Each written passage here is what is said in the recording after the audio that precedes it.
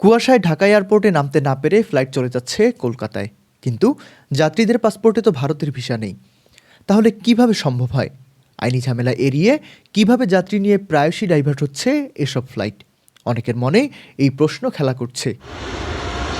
প্রথমত, flight divert হয়ে অন্য দেশে নামলেও আপনাকে সেই দেশের ইমিগ্রেশন পার হতে হয় না, অর্থাৎ আপনার পাসপোর্টে কোনো সিল পড়বে না বা ভিসারও প্রয়োজন নেই। আন্তর্জাতিক এভিয়েশন আইন অনুযায়ী আপনি তখন একজন ট্রানজিট প্যাসেঞ্জার।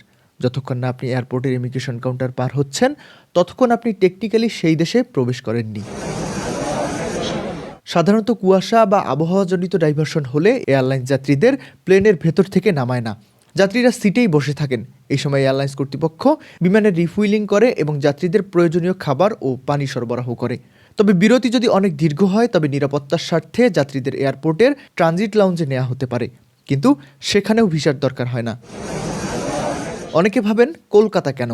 আসলে ঢাকার সবচেয়ে কাছের আন্তর্জাতিক বিমানবন্দর হলো কলকাতা। তাই জ্বালানি বাঁচাতে এবং দ্রুত ফিরে আসার সুবিধার্থেই পাইলটরা কলকাতাকে বেছে নেন। ঢাকার আকাশ পরিষ্কার হলেই পাইলট আবার সবাইকে নিয়ে দেশে ফিরে আসেন। তাই ফ্লাইট ডাইভার্ট হলে আতঙ্কিত না হয়ে ধৈর্য ধরুন। আপনার নিরাপত্তা এবং ফিরিয়ে আনার দায়িত্ব এয়ারলাইন্সের।